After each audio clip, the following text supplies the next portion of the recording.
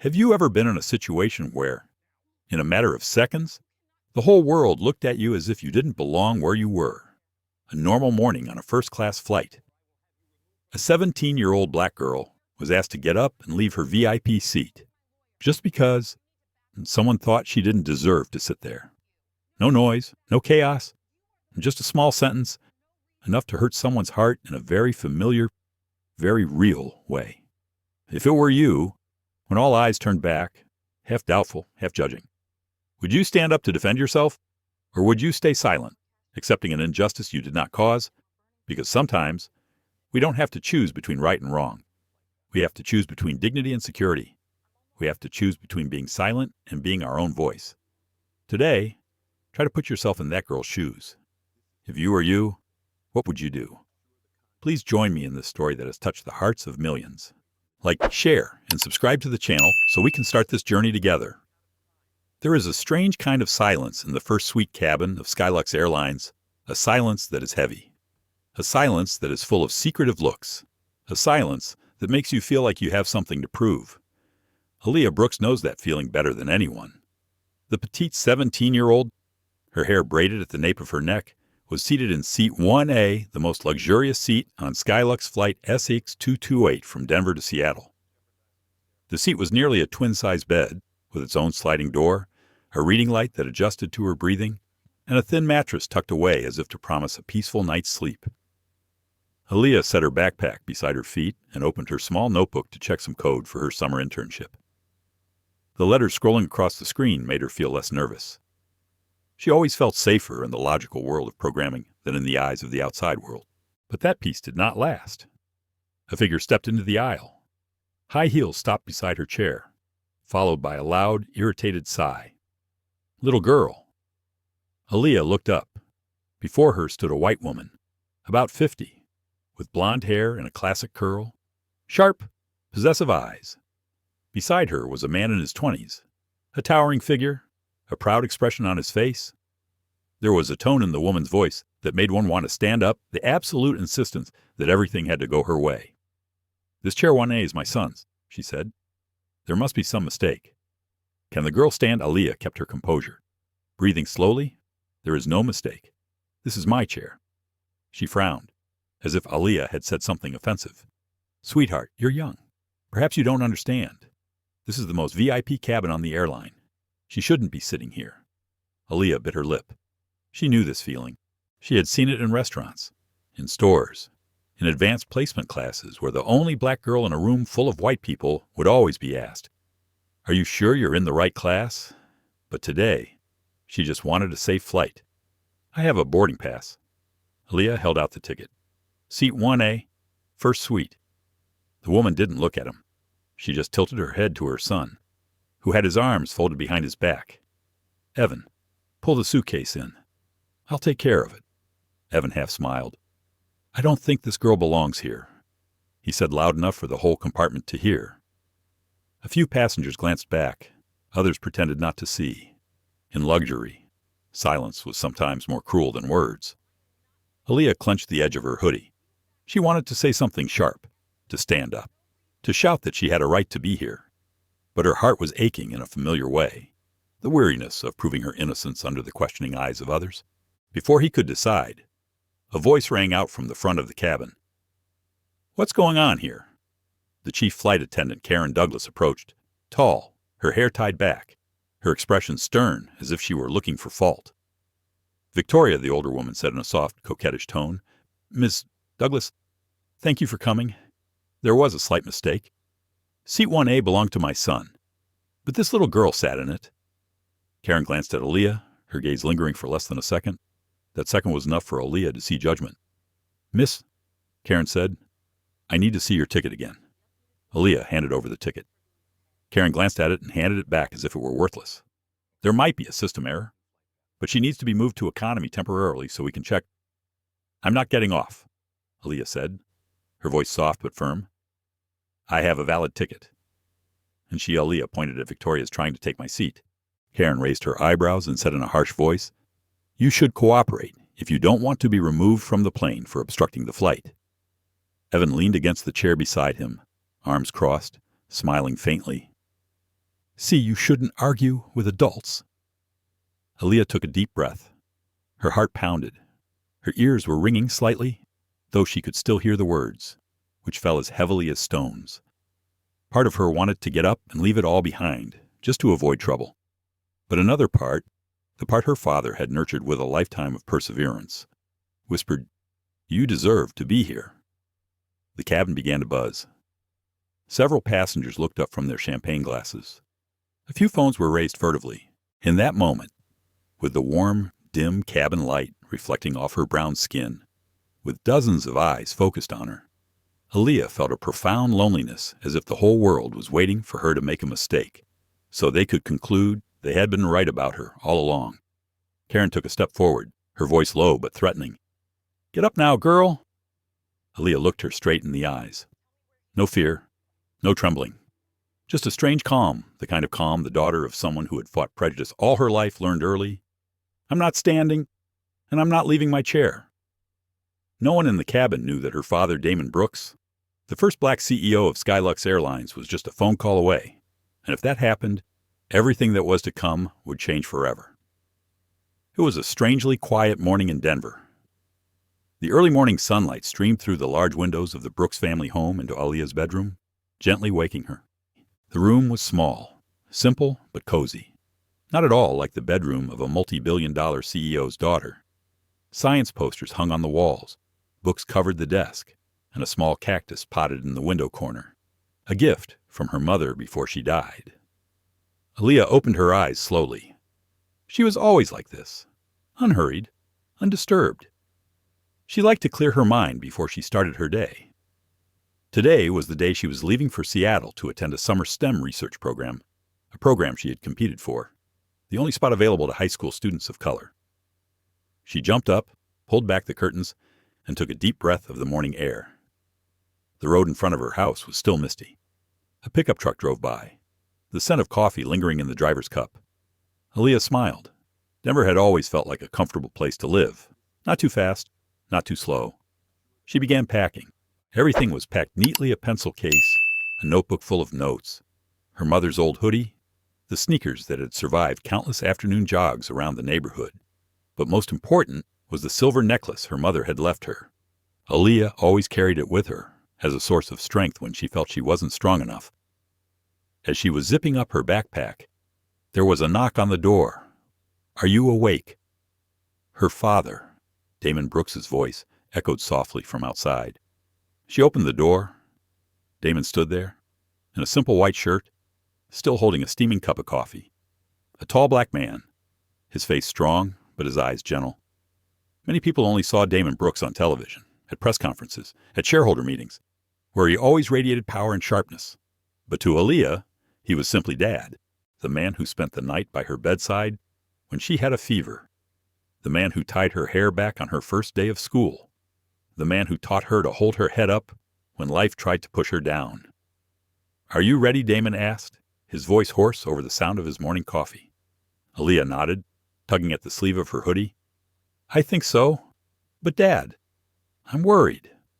"Worried about the flight or about the show in Seattle?" Damon put his coffee down on the table and sat on the edge of the bed. He gestured for Aaliyah to sit next to him. She sighed, her hands clasped together. "I'm always nervous, especially when I have to go alone." Damon smiled, putting his hand on her shoulder. "You're more mature than you think. I've seen you through harder things than this. Remember when you were 13, when your classmates told you you were only good because the teacher pitied you?" Aaliyah grimaced. "I remember. I cried all week. But finally you stood up and talked about your science project, and the whole class was silent with amazement." Damon chuckled. "You're not strong all the time, Aaliyah, but you know your worth. That's enough." Aaliyah rested her head on his shoulder. She always found a strange peace when she was with her father, a peace very different from the peace she felt when she sat in front of her laptop screen. "Dad," she whispered, "if they knew I was your daughter, would it be easier?" Damon didn't answer right away. He looked out the window, the sunlight shining on his face, making the lines at the corners of his eyes more pronounced.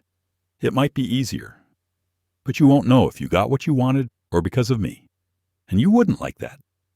Would you?" Aaliyah shook her head. Damon put his hand on her cheek. I'm proud you didn't use Brooks to pave the way. You want to make it on your own, even if it makes it harder sometimes than others. But remember this, I'll always be behind you. Always. The moment made Aaliyah want to cry, but she held back. She didn't want to leave Denver with swollen eyes. The two of them went down to the kitchen for a light breakfast. Aaliyah could only eat a few bites of toast because her heart was pounding. Damon watched silently and put another bottle of water in her bag. It was bright outside when they got to the car. Sunlight streamed off the black SUV that Damon always hand-washed on weekends. On the way to the airport, they talked about the internship, about new friends, about Aaliyah being on her own for more than a month. But there was a worry in their words, a sadness that neither of them wanted to talk about. As the car pulled into the drop-off area of Denver International Airport, Damon turned off the engine and turned to his daughter. Aaliyah, remember what I told you? Yes, I remember. I will try to stay calm, keep my respect. And if anything happens, call me right away. Damon finished her sentence, his voice becoming serious. Aaliyah smiled. I know. She hugged her father tightly.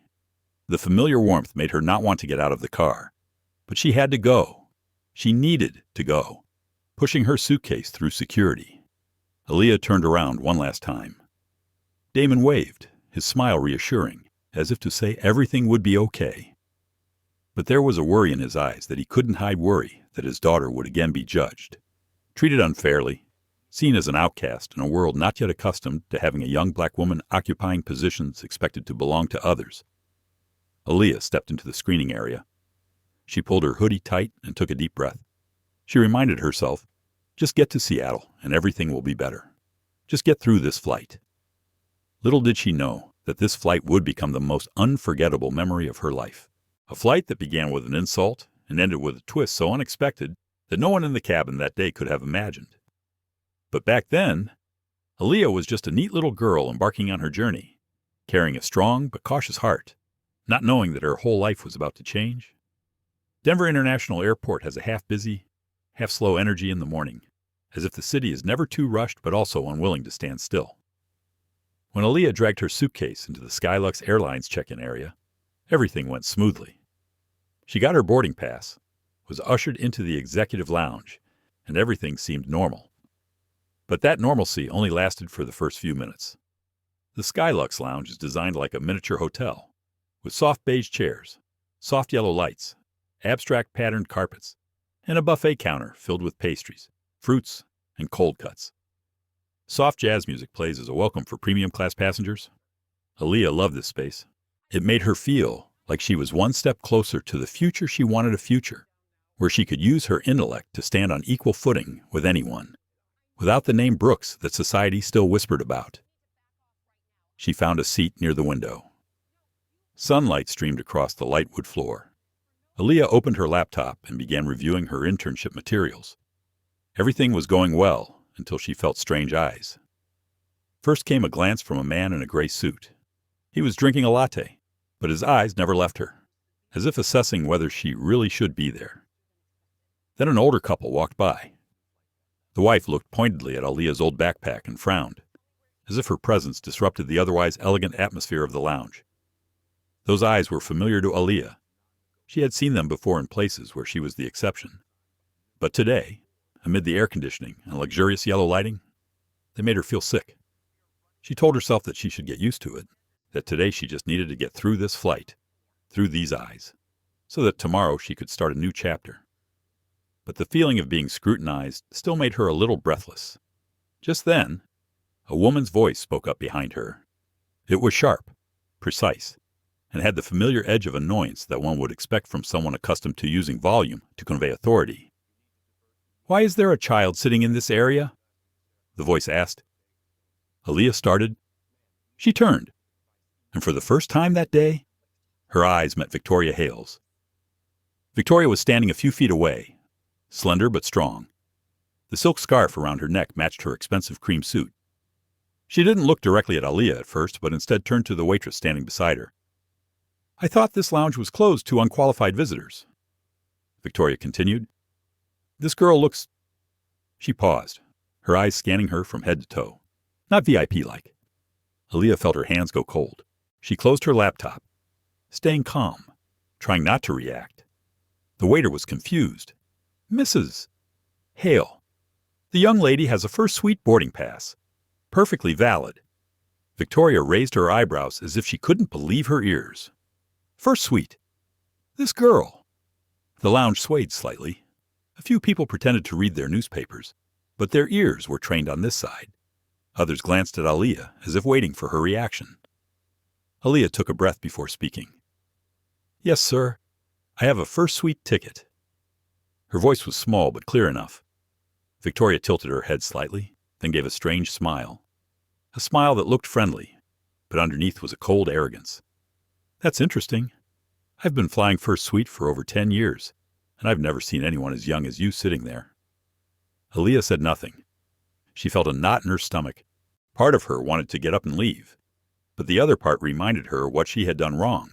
Was it because she wasn't like them, that she wasn't allowed to be here just then? Evan Hale appeared. He pulled up a chair next to Victoria, still holding his new smartphone. When he saw Aaliyah, his lips curved into a half-smile of disdain. Mom, this girl probably used reward points or had someone book for her. No matter how you look at it, she doesn't seem like a regular customer of this class. Aaliyah felt as if someone had dumped a rock in her stomach. She swallowed the burning sensation that rose. She didn't know whether to get up and leave, or stay here to prove that she had the right to be here. But then she heard somewhere in her heart what her father had said. You can't be strong all the time, but you have to know that you are worthy. A lounge attendant approached Aaliyah. She was young, but her eyes were filled with shyness. Yes, Ms. Brooks, the manager wants to check your boarding pass again. Aaliyah paused. Her hand shook slightly as she handed over the ticket. The clerk looked at it and said softly, apologetically, no problem. The system is fully displayed. It's just, some customers requested it. Aaliyah's eyes were sad. Victoria folded her arms and leaned back in her chair, speaking quietly to Evan, but loud enough for Aaliyah to hear. See, I told you.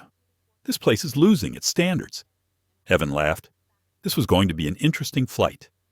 Aaliyah closed her eyes. Just for a second. She wanted to let go of all the heavy emotions, but she couldn't. She was afraid that if she breathed too hard, the tears would come, and she hated to let anyone see her weak. She stood up and picked up her backpack. She didn't want to stay here another minute. She left the lounge, walking quickly but keeping her back straight. There were more whispers and snickers behind her, but she tried to ignore them. She just wanted to get to the boarding gate early, sit in a quiet corner, away from the dagger-like eyes. But what she didn't know was that Victoria was watching. Her eyes narrowed as if planning something.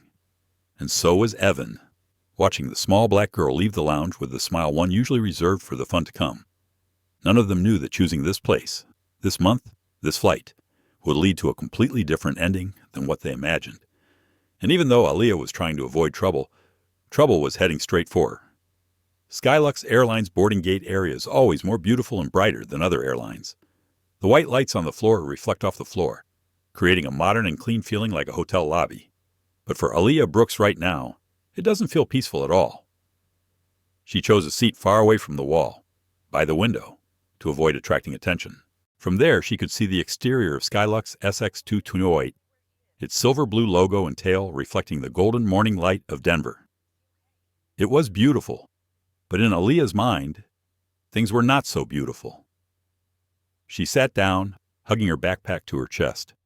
She wanted peace, wanted to calm down after the heavy minutes in the lounge. But just as her mind began to clear, she heard Victoria's voice from afar. Oh, we meet the baby again. Aaliyah blinked. She didn't need to turn around to know who was speaking. When she reluctantly looked over, Victoria was heading toward the boarding gate with her son. She was wearing a cream silk coat, and she walked with the confidence of the owner of the airport. Evan was dragging his suitcase behind him, his phone screen still on, the blue light illuminating his bored but proud face. Aaliyah felt the invisible pressure pulling her down again. Victoria said something to the gate agent, the girl on duty, in a neat uniform and with her hair tied back. kept nodding. Aaliyah couldn't hear what they were saying, but the agent kept glancing at her, as if she were the problem. Evan rested his elbows on the counter, smiling.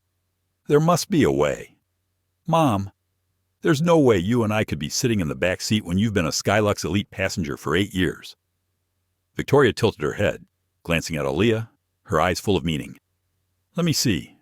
Whether a first suite is empty is sometimes less important than who occupies it. Aaliyah's heart skipped a beat at that. She understood, more than she cared to. The gate agent stepped forward and called out, Miss Brooks, may I see your boarding pass? Aaliyah handed over her ticket, this time more calmly than in the lounge. The gate agent looked at the ticket, then at her, then back at Victoria, as if waiting for orders. The sight made Aaliyah's throat tighten. Why was everyone looking at her like she was in charge? The clerk kept her tone polite, but couldn't hide her embarrassment. Yes, there's a possibility that the system is faulty. Seat 1A has some special privileges. I need to check further. What priority? Aaliyah asked. I had a valid ticket. There was no way to give someone a priority seat just because they wanted to. Before the attendant could respond, Victoria walked over. She smiled slightly, her voice laced with false compassion. My dear, first suites are very special. Sometimes airlines rearrange them for their most popular passengers. It's normal. Aaliyah looked her straight in the eye. I am not a child to be pitied by that voice. I have my ticket, and I will sit in my seat. Evan chuckled, loud enough to be heard. Attitude. Mom. People like that don't usually go to first suite. Aaliyah tightened her grip on her backpack. A few of the passengers around her started to look, including a middle-aged white man who looked like a businessman. He looked at her, then at Victoria and her daughter, then looked away, as if this was none of his business. Something like a familiar fear rose in Aaliyah. She worried that if people looked, they would side with Victoria, and she knew why. It always had. People like Victoria were always more trusted. An announcement came over the loudspeaker. Flight SX228 was preparing for boarding. The gate agents began to line up first. First suite passengers were ushered in first. Aaliyah stood up with a few others. She wanted to hurry past Victoria, but Victoria wouldn't let her. Her hand brushed lightly against the gatekeeper's elbow. They exchanged glances. A slight nod was given. As Aaliyah approached the counter, the clerk said, Miss Brooks, I'm sorry, but I need to confirm your ticket before boarding you. Could you please stand to the right? Aaliyah froze. To the side. Why? She turned to look at Victoria and saw the half-smile of triumph on her face. The clerk avoided her eyes, as if she knew this was wrong, but didn't dare do anything else. The other first suite people passed her easily, as if she were an obstacle in the boarding gate. Aaliyah drew in her breath, trying to keep her voice from shaking. Can you tell me why I was asked to stand alone? What is the problem with my ticket? The gate agent did not respond directly. We just need to double-check the seating. Please cooperate. Evan walked past her, making a sarcastic remark in her direction. Get used to it. This place isn't for everyone. A young man behind her heard the words and gave Evan a disapproving look, but he said nothing, just bent down to check his ticket, and the sight of it weighed more heavily on Aaliyah than the insults. She didn't need anyone to defend her, but the silence was familiar, so familiar that she knew how painful it was. Finally, after all the other first suite passengers had finished boarding, the gate agent turned back to Aaliyah. Yes, sorry for being late. Ms. Brooks, the security check shows that you are still in seat 1A. You may board. Aaliyah felt like she had been slapped in the face. All this time had been spent humiliating her. Victoria said nothing. She stepped into the priority line, jerking her chin at her as if to say it wasn't over yet. Evan laughed louder than before, shrugging as if he were watching a comedy. It seemed like he was lucky. But then again, luck doesn't last forever. Aaliyah tightened her grip on her backpack, her heart heavy. Every step toward the boarding gate was filled with frustration, not because of the seat, not because of the delay, but because of the feeling of being seen as suspicious, just because she was her. She told herself to calm down. Just get on the plane, sit quietly in her little corner, and everything would be over. But what she didn't know was that it was just the beginning. The front cabin door would open and set off a chain of events that everyone on that flight would remember forever. Aaliyah entered the first suite, hoping that the quiet atmosphere would soothe her frustration. She wanted to believe that the worst was behind the boarding door, but as soon as she stepped inside, Aaliyah sensed otherwise. The Skylux first suite is so quiet that you can hear the soft start of the ventilation system. Warm yellow lights illuminate the white leather seats, creating a luxurious and sophisticated feel. Each individual compartment has sliding doors, creating a private space like a small room. Seat 1A is located right at the front, near the cockpit door, a position that any passenger would want to own. Aaliyah stood in front of her seat and took a deep breath. She placed her backpack in the overhead compartment, gently, as if not wanting to awaken the tired feeling in her. When she sat down, the soft feel of the premium leather hugged her body, making her breathe a sigh of relief. Finally, some peace. But peace never lasts long when people like Victoria Hale enter the scene. A few seconds later, sharp footsteps echoed down the hallway. Aaliyah looked up. Victoria was entering the compartment, her hand on Evan's shoulder as if guiding him to his seat. She stopped right next to 1A, standing tall, her face a shadow. "Oh, I knew it. This is seat 1A. Aaliyah kept calm. "Yes, this is my place." Victoria didn't answer right away. She looked around the cabin as if assessing everything, then finally turned and looked Aaliyah up and down. It wasn't an examination. It was a classification. "Are you sure this chair is very special? I think there might be a mistake because of his condition." Aaliyah squeezed the edge of her seat. "What was the situation?" Victoria tilted her head, a knowing smile on her face. "Well, you know, sometimes the airline gives the best seats to elite passengers. People like us, who fly often and contribute significantly to the airline." Aaliyah replied, her voice calmer than she expected.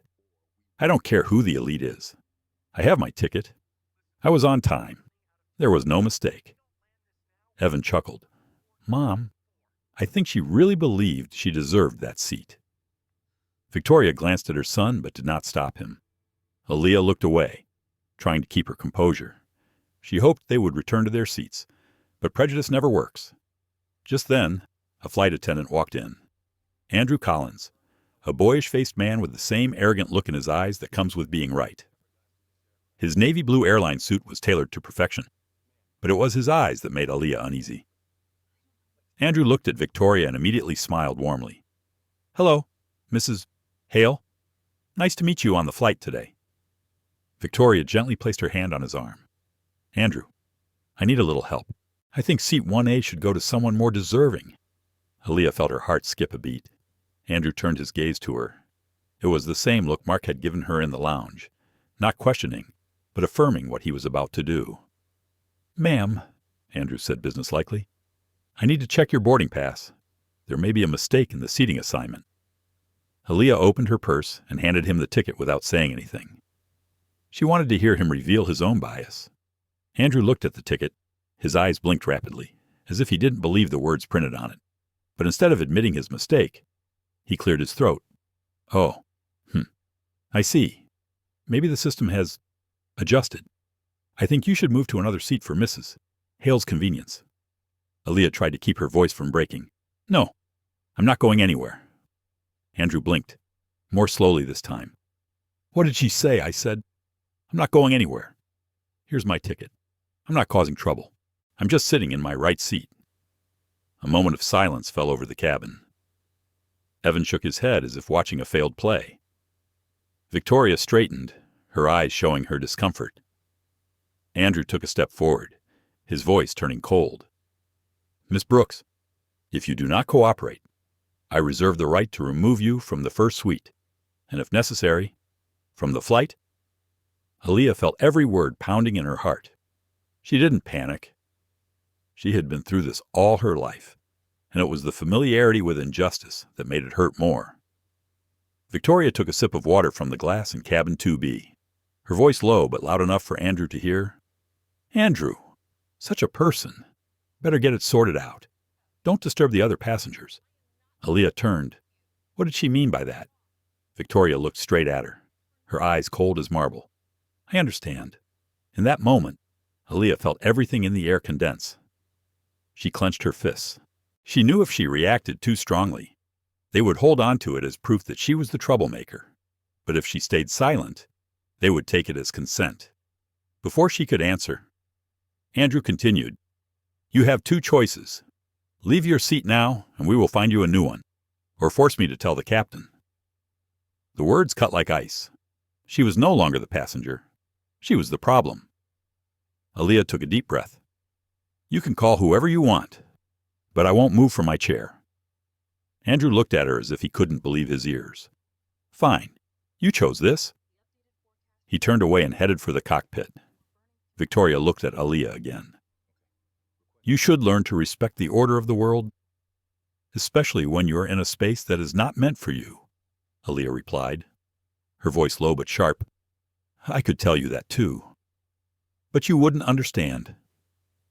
Victoria's face stiffened. Seconds later, the cockpit door opened. A man stepped out. Captain Richard Boyd, tall, cool, his eyes sharp as he surveyed the situation. Aaliyah could feel all eyes on her. The other first suite passengers pretended not to look, but their ears were sharper than receivers. She thought she was used to being stared at, but today was different. Today, it was more bitter. Captain Boyd looked at Aaliyah and then turned to Victoria.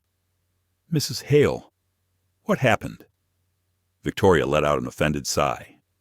"It was just a small misunderstanding, but this girl was taking my son's seat 1A. We notified the flight attendant, but she refused to cooperate." The captain looked at Andrew. "Right." Andrew nodded. "Yes, Captain. She refused to change seats despite my explanation." The captain looked at the boarding pass Aaliyah still held in her hand. He frowned, studied it more closely, but he didn't say anything to her. Didn't ask any more questions. Just said one sentence that made Aaliyah's blood run cold. "If the flight attendant asks, you must cooperate. If not, I will be forced to ask you to leave the plane." A chill ran down Aaliyah's spine. They didn't need to check her facts. They only needed to check her appearance. The door closed. It opened a storm they didn't even know they were causing. The air in the first suite of Skylux Flight 708 suddenly turned heavy as stone. Aaliyah felt every gaze, every breath, every puff of air on her.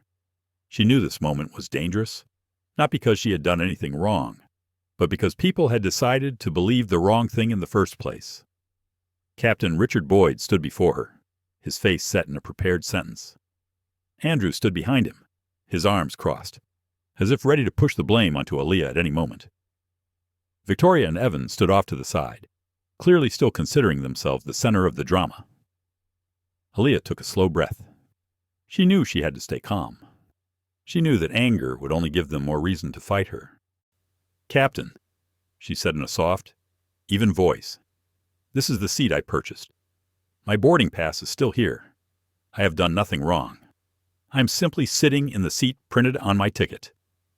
Captain Boyd didn't look at the ticket. He didn't ask any more questions. He just tilted his head, his voice noticeably cold. "My flight attendant has asked you to leave this seat. Once on board, you are required to follow the crew's instructions. If you continue to refuse, I will be forced to ask you to leave the plane immediately." Aaliyah blinked. She had expected this, but when the words actually came out, they hurt more than she expected. Not because of the chair, not because of the flight, because she had seen this too many times in her life. They didn't listen to her, because they never thought she was worth listening to. Evan let out a small, sarcastic chuckle that broke the last of the restraint in the cabin. "I told you. Mom, someone like her doesn't really have a first suite ticket." Victoria put her hand on her son's shoulder, as if praising him for a good statement. She turned to Aaliyah. "You should do the right thing and get out of your chair. You don't belong here." Aaliyah looked away from her. She didn't want another word from people who had decided to see her as an obstacle. She turned to the captain. "If I'm asked to leave, I'll call my dad. I need to let him know what's going on." "Okay," the captain said immediately, "but she would have to leave the plane afterward." Aaliyah nodded. "I understood. But before I left, I needed to make that call." Andrew interrupted, his voice urgent and slightly annoyed. She was not allowed to use the phone after the plane door was closed. Aaliyah looked at him. her eyes so calm it startled Andrew. The door was still open. He hadn't found any legal reason to kick me out yet. The whole cabin was almost dead. Andrew gritted his teeth but could not argue. Aaliyah flipped open her phone. Her hands shook as she touched the screen, but her eyes didn't. A miniature contact list appeared, revealing a familiar name. Dad. She pressed call. 1, 2, 3 rings. Aaliyah just hoped he was on the line. Then a deep, warm voice spoke. Aaliyah, where are you? The plane is about to take off. She swallowed the lump in her throat. Dad, I have a problem. Captain Boyd crossed her arms, frowning. Andrew shook his head slightly, almost trying to snatch the phone from her hand. Aaliyah's father continued. What's wrong? Tell me. The captain interrupted, his voice sharp. She had to end the call now. This was a request from the crew. Aaliyah looked him straight in the eye. Dad, we have a serious problem. The crew insists seat 1A is not mine. They are asking me to leave the plane, even though my boarding pass clearly says 1A. They won't let me sit.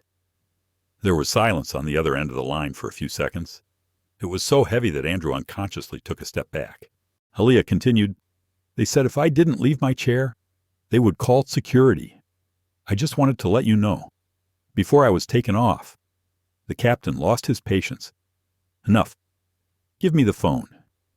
Aaliyah still didn't take her eyes off him. Dad wanted to talk to the captain. The captain chuckled as if he had heard a joke. I have no obligation to talk to your parents. The man's voice suddenly dropped, a lowness that chilled the cabin. Captain, this is Jeremiah Brooks, CEO of Skylux. Andrew's eyes widened as if they were about to fall out of his face. Victoria took a half step back. Evan swallowed. Captain Boyd stood still, his eyes wide and blinking slowly. Aaliyah held the phone up to his face. Dad wanted to talk to him. Now. Captain Boyd reached for it, but his hand froze. No one could tell if he was shaking or frozen in shock. He put the phone to his ear. Sir, Mr. Brooks, this is Captain Richard Boyd. I don't know. Jeremiah's voice rang out, clear and cold enough to cut through metal. I didn't want to hear an explanation. I wanted to know why my daughter, who was sitting in the exact seat I had paid for, was being insulted, threatened, and about to be dragged off the plane by my own subordinates. The captain took a heavy breath. Sir, another passenger said her seat was wrong, and the flight attendant reported that she was causing trouble. Causing trouble, Jeremiah repeated. My daughter just called because she was forced out of her seat as shown on her ticket. If anyone here is causing trouble, it's not her. Andrew felt his heart skip a beat when he heard that. Jeremiah continued, his voice dropping another notch. Now, Captain Boyd, listen to me. I want you to insinuate, differentiate, or excuse anything other than the fact that my daughter is being treated unfairly. I want you to hand the call back to Flight Attendant Andrew. Immediately. Captain Boyd looked at Andrew. Andrew paled. All his pride was gone. He held out his hand to take the phone. Jeremiah's voice rang out as Andrew put the phone to his ear. Andrew Collins, I'm watching the live camera from the internal security team. I just saw the way you spoke to my daughter. And let me be clear. You picked the wrong person to disrespect. Andrew choked, trying to speak, but his words were incoherent. Sir, Mr. Brooks, I... Before he could finish, Jeremiah interrupted.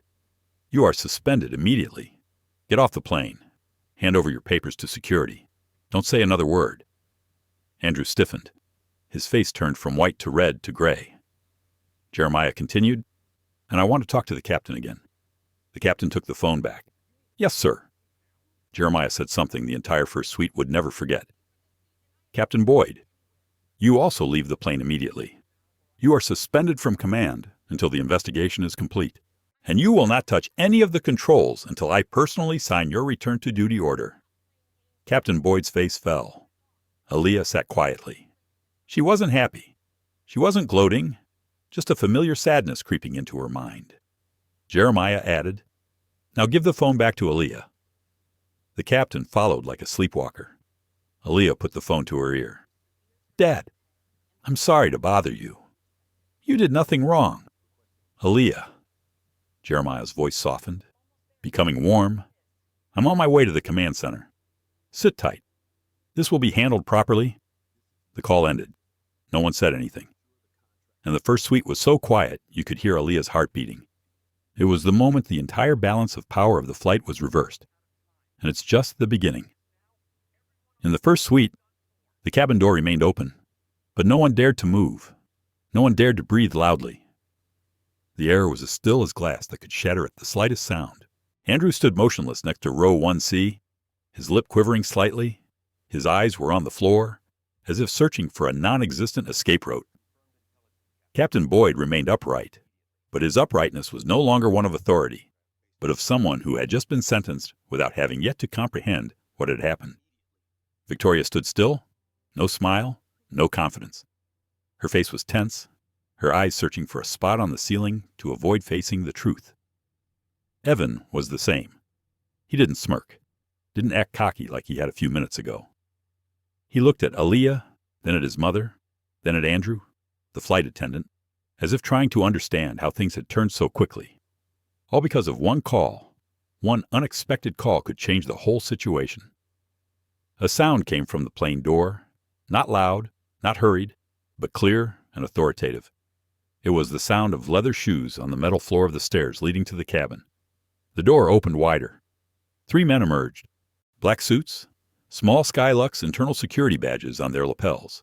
They were unarmed, but their presence made the cabin feel constricted. Internal security officers didn't show up often, and when they did, it was always a big deal. The leader was a lean, brown man with sharp, but not fierce eyes. He held up his badge so everyone in the cabin could see. I am Marcus Lee, supervisor of Skylux Internal Security. We are here on direct orders from CEO Jeremiah Brooks. No one said anything. A few passengers in the back leaned forward to look up, but they didn't dare ask. Marcus looked around the cabin, his voice calm but clear. At the request of the CEO, we need to immediately address the violations that occurred regarding passenger Aaliyah Brooks. Andrew stood there, frozen. Mr. Lee, I don't. Marcus raised his hand slightly, signaling him to stop. I'll talk to you later. Marcus looked at Captain Boyd. Mr. Boyd, you are required to leave the aircraft immediately. A grounding order has been sent to the control panel. Please hand over your flight clearance card to me. Captain Boyd swallowed, his hands shaking slightly, though he tried to hide it. Gone was the coldness. Gone was the commanding presence. Only the shock of a man who had just lost the most important thing in his career. He took off his badge and placed it in Marcus's hand. Marcus nodded. Thank you. Now please leave the cabin. Another captain is on his way. The captain turned away, his shoulders heavy, like someone carrying a lifetime of failure. Aaliyah watched, her heart in turmoil. She had never wanted things to get this far. But at the same time, she knew it wasn't her fault. They brought themselves here. Marcus turned to Andrew. Andrew Collins, on direct orders. You are hereby suspended from duty. You will be accompanied to security. You have the right to make a statement, but you will no longer be assigned to this flight. Please disembark. Andrew opened his mouth to say something, but couldn't. His face turned red, then white again. He stood still for a few seconds, as if he couldn't believe that his career could have collapsed so quickly. Finally, he bowed his head. I understand. A security guard stood nearby and signaled. Andrew followed quietly, not looking back, but just before he left, his eyes flickered to Aaliyah, a look of regret, shame, and the bitterness of someone who had no idea what he had done would really pay off. Marcus watched him for a moment, then returned to the compartment. Now, there was Mrs. Hale. Victoria held her breath. Why did it concern me? I just reflected when I saw the confusion about the seats. Marcus looked at her, not harshly, not hostilely, but with the look of someone who had watched the entire footage from the cabin and the gate cameras. Ms. Hale, we have the full audio and video recording at the gate. And here, we will send a full report to the CEO. I need your cooperation when the plane lands in New York. You will continue on the flight today, but you will be moved back to your original seat. Your seat is not 1A, nor is it a seat nearby. Evan stood up. You can't talk to my mother like that. We're elite guests, paying for a full suite. You can't. Marcus gave him a look that stopped the words in his throat. I can, and I am doing my job. Please, sit down. Evan started to protest, but Victoria put her hand on his arm. Evan, stop. Now is not the time. It was obvious she understood things were beyond her control. Aaliyah sat still. Every word, every action played out before her eyes like a movie, and she couldn't predict what would happen next. She didn't gloat, but she also didn't see anything wrong with those who misuse their power paying the price for their actions. Marcus looked at her. His eyes softened. Miss Brooks, you remain where you are. If you need anything else, let us know. The new captain will be here in a few minutes. Aaliyah nodded slightly, but her heart was still heavy. Yes. Thank you. Marcus nodded in response. He spoke softly, just enough for her to hear. He was sorry for what she had gone through. It never should have happened. She took a deep breath. Thank you. I just want to be treated like a normal passenger. Marcus looked at her for a few seconds as if to make a personal impression of this young woman. A person who was calmer than many people twice her age. As Marcus and the two security guards stepped out of the cabin, the door was silent again. But not as heavily as before. Everyone could tell something had changed. A passenger in the back whispered to the person next to her. I've never seen anything like this before. But that girl is strong. Another whispered. If only everyone had been treated this fairly from the start. And Aaliyah. She closed her eyes, leaning her head back against the chair. Her whole body felt like it was collapsing. The tension of the past hour had left her exhausted, but at the same time, she felt a little lighter, a small, but tangible, relief. She stood up to injustice, not with a scream, not with anger, but with determination. But the war wasn't over. She knew that. Jeremiah was on his way to the command center, and when her father showed up, the second wave would begin. The cabin door opened again. A tall woman walked in, her eyes sharp but warm. Her captain's uniform was perfect down to every crease. She smiled at the passengers. Hello, I'm Captain Selena Ward. I'll be the new captain in charge of today's flight. The whole cabin breathed a sigh of relief, as if it had just escaped from a long period of tension. And when Captain Selena's eyes landed on Aaliyah, she gave a small nod. You're Aaliyah Brooks. Right, I've been briefed. Rest assured, I'll make sure this flight is up to the standards your father set for the airline. Aaliyah nodded back. Thank you. And that's when the storm really began to dissipate.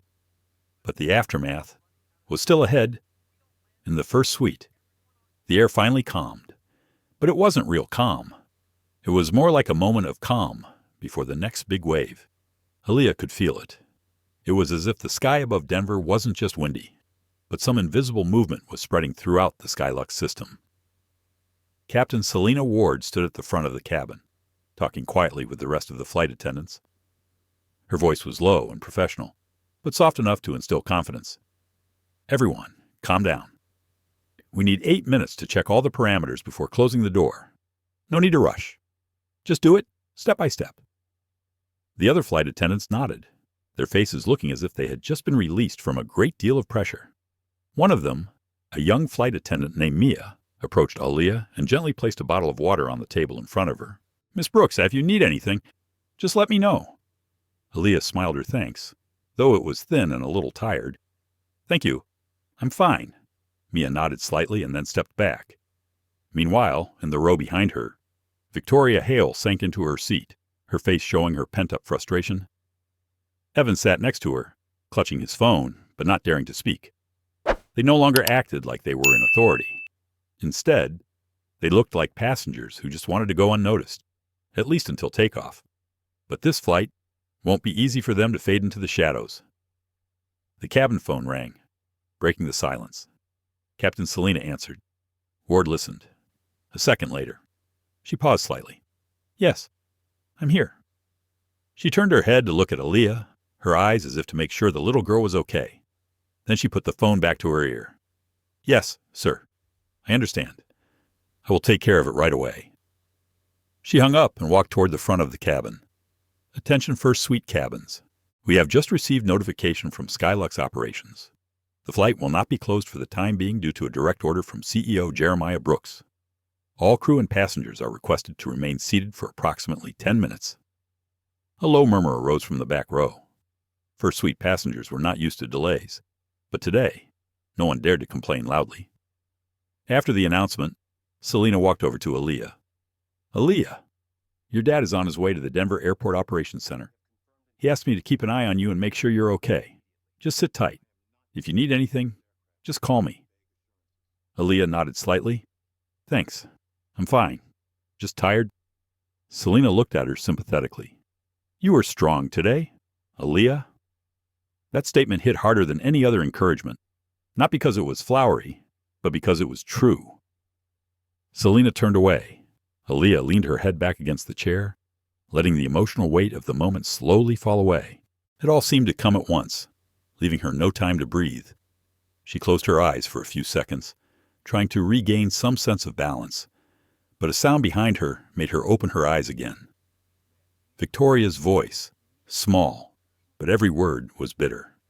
Why did it have to come to this? It was just a chair. What was so special about her that she deserved this treatment? Evan replied, his voice low. "Stop it. She's clearly not a normal person." Victoria leaned in, whispering almost sharply. "And what? Wasn't it because we reported the wrong seat? They can't treat Mom like that. We're elite." Evan looked around as if afraid someone might hear. "You don't understand. Mom, Mr. Brooks is not a normal person. You just did something no one else would dare do. You pissed off the CEO of a major airline. You have no idea how dangerous that is." Victoria fell silent. She leaned back in her chair, her hands gripping the armrests as if trying to steady herself. In the front cabin, Aaliyah heard it all, not because she wanted to, but because the whispering was now so low it was unavoidable.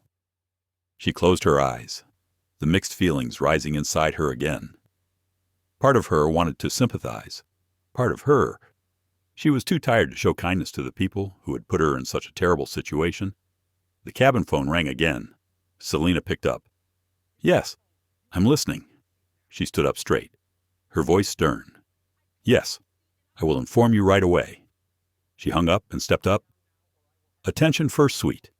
Operations is announcing that CEO Aaliyah Brooks will be connecting directly to the cabin in 2 minutes. Please remain quiet during this process." A small ripple spread. The middle-aged man in seat 2A turned to his wife and whispered, "Oh my God." The CEO called straight to the cabin. "I've never seen this in the 10 years I've flown Skylux." The wife spoke in a lower voice. It was definitely a big deal. The security team had just shown up, and now the CEO. Aaliyah said nothing, but her heart beat a little faster. 2 minutes later, the small screen at the front of the cabin lit up. The Skylux logo appeared. Then Aaliyah Brooks' image appeared. He was standing in a large office behind a large glass door that looked out onto the runway. On screen, his face was serious, but his voice was deep and calm. "Good morning, passengers of Skylux Flight 708. I am Aaliyah Brooks, CEO of the airline." The sound in the cabin almost stopped. Everyone looked attentively. "First of all, I would like to apologize to all passengers for the delay. It is the airline's responsibility to ensure fair service to all passengers. And unfortunately, today, that was not guaranteed." The passengers looked at each other. Some nodded sympathetically. Jeremiah continued, "I am on my way to the operations center to handle a situation involving my daughter, passenger Aaliyah Brooks. But let me be clear. I am not intervening because she is my daughter. I am intervening because she is a passenger who has been wronged. And any passenger in that situation, I would do the same thing." Aaliyah was surrounded by eyes, some with respect, some with curiosity. But for the first time since the flight began, Aaliyah no longer felt small. Jeremiah continued, "The individuals directly involved in the discrimination and abuse of power have been suspended. From now on, the company's internal systems will be monitored more closely to ensure that similar incidents never happen again." Victoria bowed her head, her face pale. Jeremiah looked straight into the camera, his eyes determined. "I ask all passengers to rest, assured. A new captain has taken over. Once she completes her technical inspection, we will take off." Selina nodded slightly at the screen, as if in confirmation. Jeremiah spoke the last sentence in a softer voice. Thank you all for your patience. I apologize for what happened, and thank you to those who stood for what was right, whether in silence or in action. Screen off. The first suite was silent for a few seconds. Then there was a soft gasp. A few people clapped, not loudly, but enough to say they understood. Aaliyah looked down at her hands. They were shaking, not from fear, but from all the pent-up emotions of the past hour trying to find a way out. She didn't think it would go this far, but when it did, she knew one thing more important than anything. She is no longer alone in the face of injustice, and this flight is only halfway through its journey. The cabin door finally closed. No complaints, no grumbling, no urging. All the passengers sensed that this flight was unlike any they had ever taken, not because of the delay, but because they felt they had just witnessed a transformation that was bigger than a seat, bigger than a class. Captain Selina Ward made a brief announcement over the aircraft loudspeaker. We are about to take off. Please fasten your seat belts. Thank you all for your patience. Her voice was low, steady. There was no tension in it. A true leader had no need to raise her voice. Aaliyah buckled her seatbelt. Her heart wasn't as tight as it had been, but there was still a thin layer of indescribable emotion clinging to her mind. It felt like she was teetering on the edge between relief and pain, a feeling familiar to those who had faced the injustices of everyday life too often. It had been many years since she had felt so clearly. The engine roared louder, and the plane taxied onto the runway. The light from outside shone through the windows of Flight 1A, casting soft gold streaks across her face. Aaliyah tilted her head and looked out. The sky was a clear blue, but inside, the memory was still nagging. The plane picked up speed, lifted off the ground. A gentle push pressed her back against the seat. The building shrank. The streets narrowed to thin strips. Then the sky covered everything. In that moment, Aaliyah let out an involuntary sigh, not from exhaustion, not from fear, but from the feeling of dropping a heavy stone she had been carrying for too long. As the plane climbed to a steady cruising altitude, Selina announced again, Ladies and gentlemen, we are now at 36,000 feet. Cabin systems are stable. Please unbuckle your seatbelts when the signal goes off. We will be serving drinks in a few minutes. The belt signal is off. Small sounds echoed in the cabin, the sound of belts being pulled, seats being adjusted, the soft exhalations of people who had waited too long to relax. Mia, the young waitress, stepped forward to serve drinks. But before saying anything, she stopped in front of Aaliyah, bowing slightly in obvious respect. Aaliyah, can I get you something to drink, water or apple juice or herbal tea? I've been under a lot of pressure today. Aaliyah smiled slightly. Thanks. I'll have some herbal tea. Mia nodded and left. Before she left, she glanced at Victoria Hale, her gaze not hostile, but distant. The distance said more than any words. Victoria and Evan sat deep in their seats, trying to keep quiet. But the silence couldn't hide the unease in their eyes, like people who had just walked through a storm without understanding why it had formed right above their heads.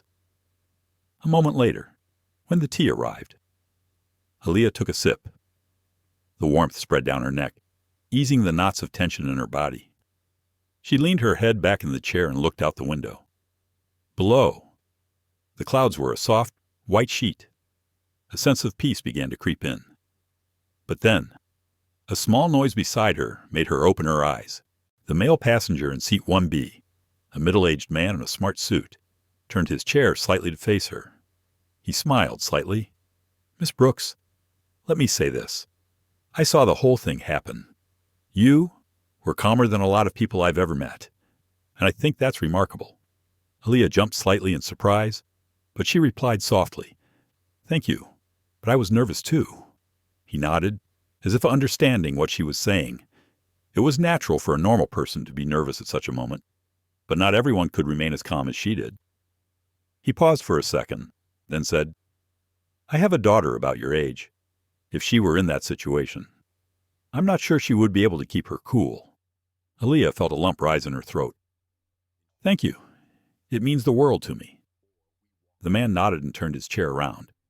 But before he sat back down, he added a small sentence that only she could hear. Justice is sometimes late, but it will come. She did the right thing.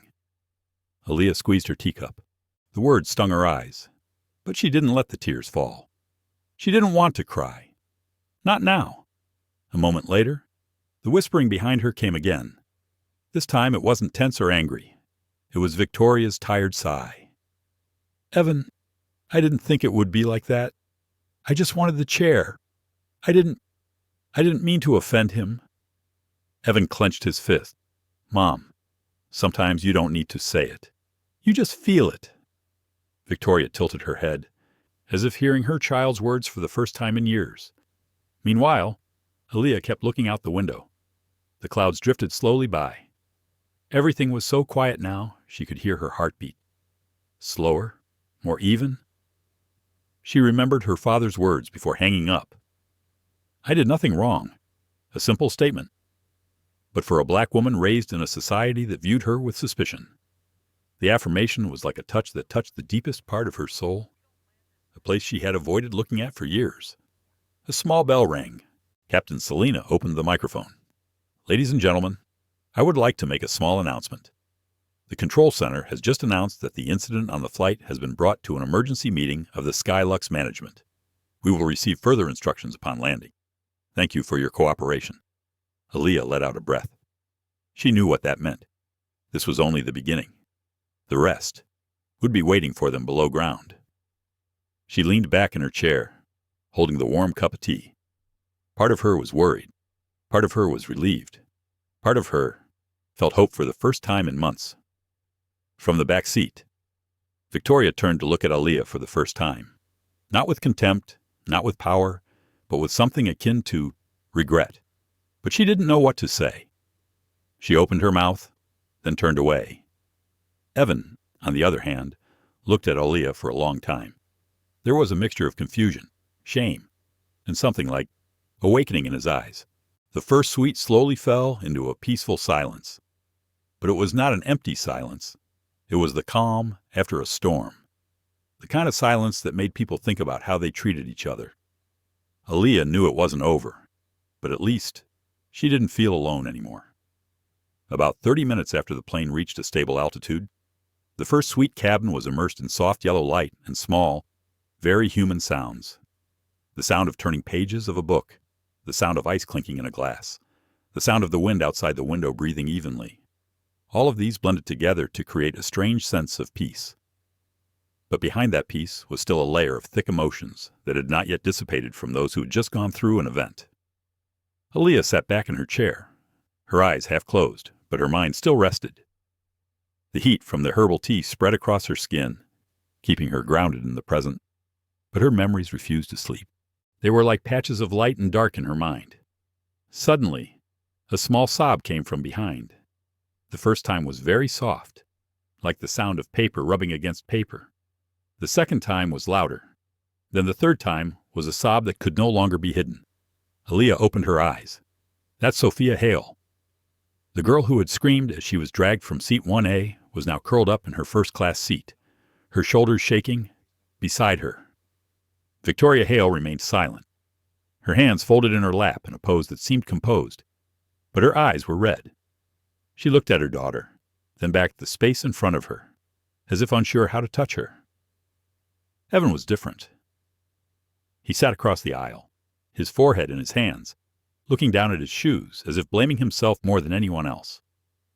When he heard his sister sobbing, he moved forward, intending to stand, but hesitated.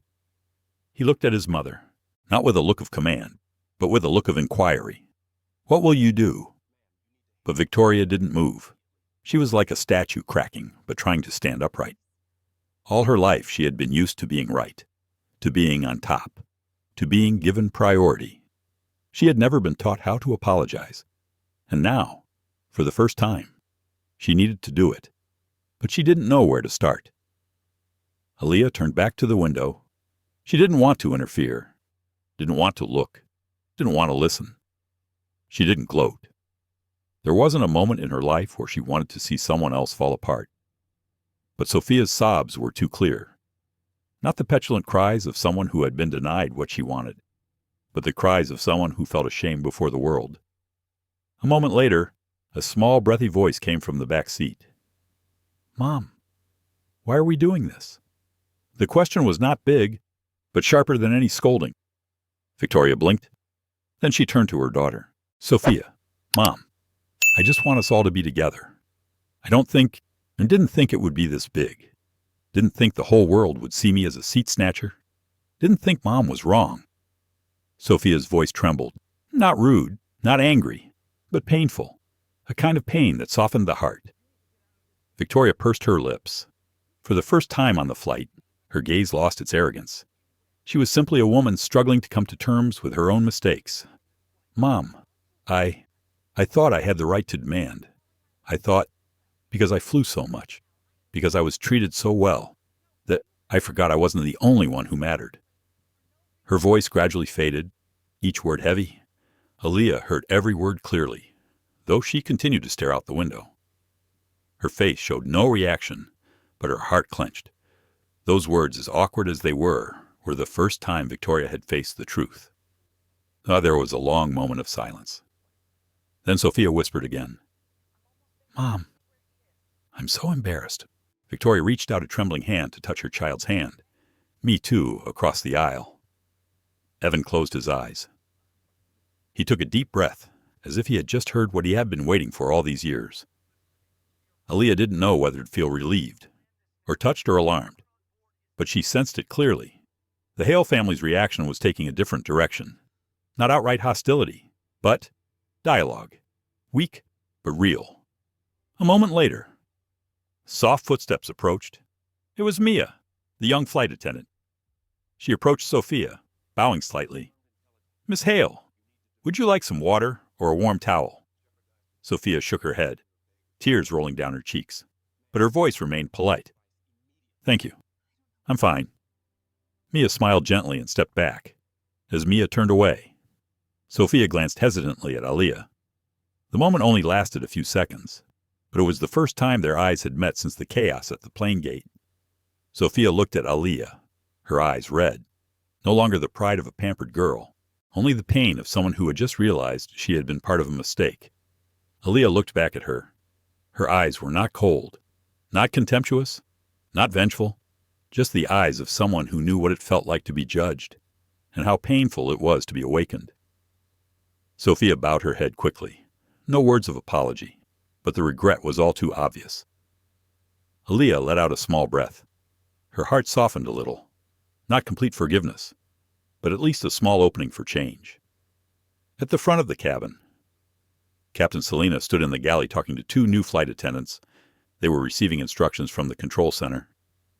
Her voice was low, steady, but with a hint of tension, as if preparing for something bigger when she landed.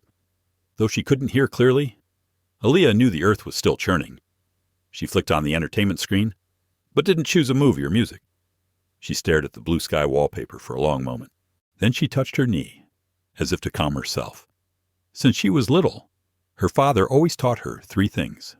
1, you must not let others define your worth. 2, you can be soft, but not weak. 3, you must know when to stand up and when to let go. She wondered if she had done all 3 today, maybe in part. Aaliyah put a hand to her chest. Her heartbeat had slowed, but as she thought about the press, social media, the dispatches from the command center, she felt a dull undercurrent of anxiety. It's far from over. A moment later, Captain Selina's voice rang out in the cabin. "Ladies and gentlemen, we are approximately 4 hours from Denver. We have been given an update from the operations center. Upon landing, a Skylux team will be waiting to process any issues related to the incident. Further instructions will be provided closer to the time." Well, the words didn't say much, but enough for the whole cabin to understand there was a big wave below. Victoria heard the announcement and sat up straight. Her face paled. For the first time, she truly understood the gravity of it. This was no longer a private matter between the 3 of them. It was an internal matter, a matter of publicity, a matter of honor, a matter of consequences. Evan sighed and whispered to his mother, "Mom, if we have a meeting, you have to tell the truth. No blame, no excuses, just the truth." Victoria didn't answer right away. She looked at her hand, the hand that had been raised to ask someone to give up their seat for her child. Now it was shaking slightly. Finally, she said something that even she herself did not believe she would say. "I know. I will." Aaliyah heard that, and for the first time all flight, she felt her heart open a little. Not much, but enough to breathe more deeply, enough to hope. The first suite's lighting gradually turned to a soft orange as the plane crossed the Rockies. The low sun cast a golden glow across the cabin, making everything seem softer, more real. It was as if the sky itself wanted to remind everyone that some moments are best left after a storm. Aaliyah Brooks sat still, watching the lights slide across the carpet, the leather seats, the small table. The streaks of light moved with each slight movement of the plane, as if painting the story she had just experienced. A story that forced her to face the deepest layer of memory, the one she thought she had buried long ago. She took a deep breath. The lingering heat of the tea warmed her hands.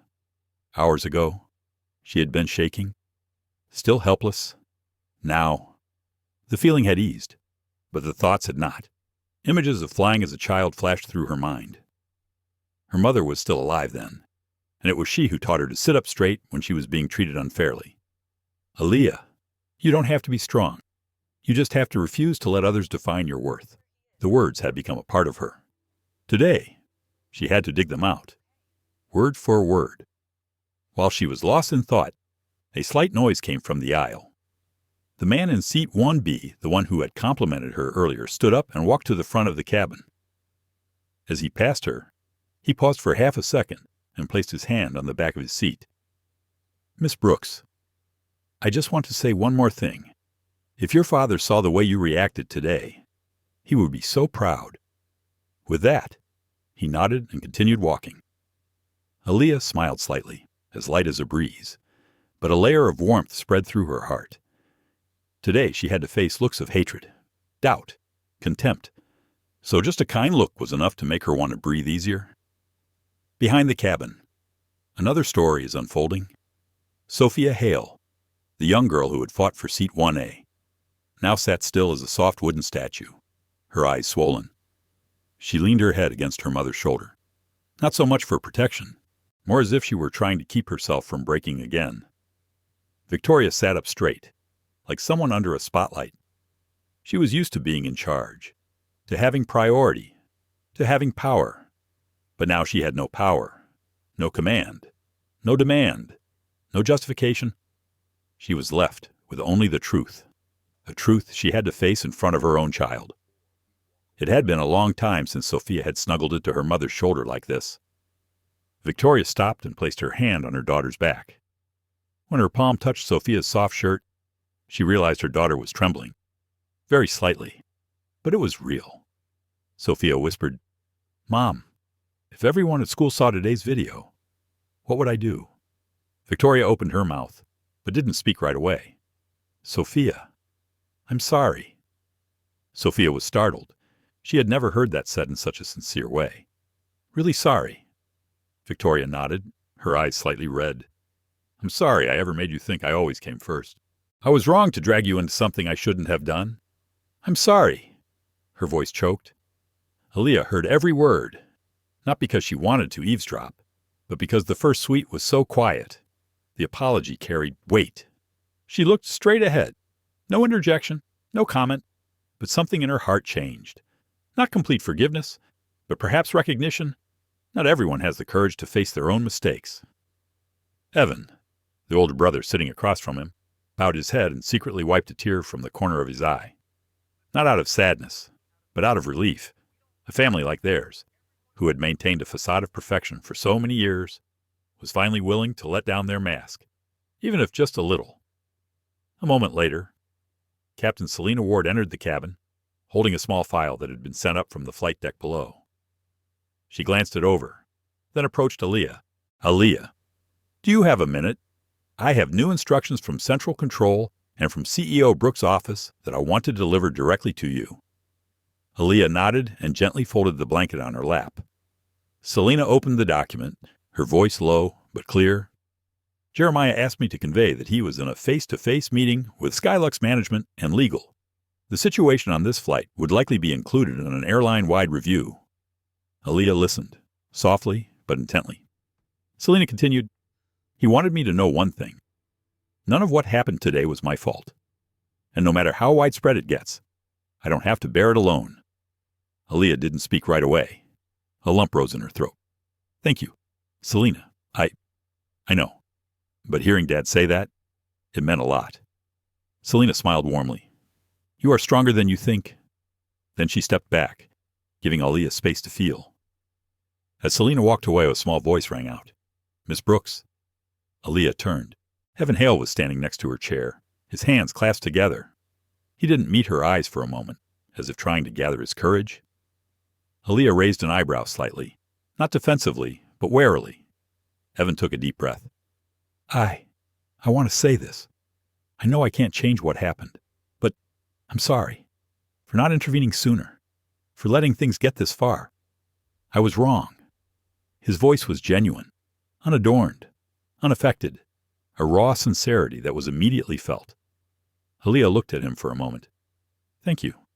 I appreciate the apology." Evan bowed his head.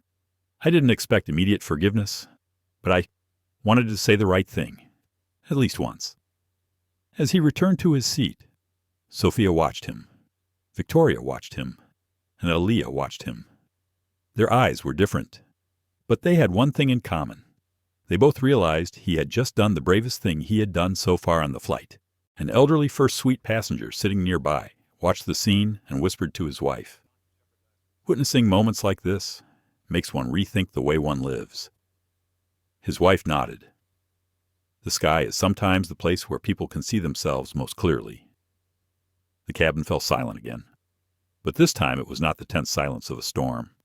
It was the silence of people staring at themselves. Outside the window, the last of the day's light fell on the sun like a red-orange ribbon. Aaliyah looked at it, her hand on her chest. Even though the ground is in turmoil, even though there are still many unknowns ahead, but right now, she clearly feels one thing: the truth is beginning to be seen and spoken and corrected, and that was enough to make her breathe deeply. For the first time all day. Night had fallen as the Skylux 708 gently edged through the uppermost clouds. The sky outside was no longer the warm orange of sunset. It was a deep, almost purple blue, with a few stars shining through the thick cabin glass. It felt like the world had fallen into a silence louder than any human sound. In the first suite, the lighting is dimmed to a minimum, enough for passengers to see each other, but also soft enough to make people naturally speak more softly, breathe more lightly, and think more deeply. It is the moment of darkness, when everyone has to face themselves. Aaliyah Brooks was still sitting in seat 1A, her head tilted back against the soft backrest. The screen in front of her had long since turned off. She wasn't watching a movie. She wasn't listening to any music. She was just staring out at the endless black sky. Sometimes it is in the quietest moments that the human heart speaks loudest. She remembered the first time she flew alone at 13 years old. A flight attendant asked her, "Are you sure you are sitting in the right seat?" Her voice seemed normal, but her eyes were filled with doubt. When she showed her ticket, the flight attendant just nodded perfunctorily and walked away. Her mother hugged her for a long time when she found out, saying, "One day, you will no longer need anyone to confirm your worth." Today, the story repeats itself, but in an unexpected way. Aaliyah's fingers lightly played with the e-ticket still in the seat pocket in front of her. It was a small gesture, but it kept her grounded in reality after the day's myriad emotions. Suddenly, light footsteps echoed in the cabin. Captain Selena Ward walked slowly from the front of the cabin, seemingly checking on the passengers. As she approached the front row, she looked at Aaliyah with a soft but principled gaze. "Are you okay?" Aaliyah nodded. "Yes, I'm fine, just tired." Selena pulled out the small stool opposite and sat down, keeping a polite distance. "I know today has been tough for you, but I want you to know this. Most of the crew is on your side. Not because you're the CEO's kid, but because they know the right thing when they see it." Aaliyah smiled gratefully. "I appreciate it. Selena, I really do." Selena looked around the cabin. This flight would be brought up in many airline meetings, maybe even in new training. She had changed something bigger than she thought.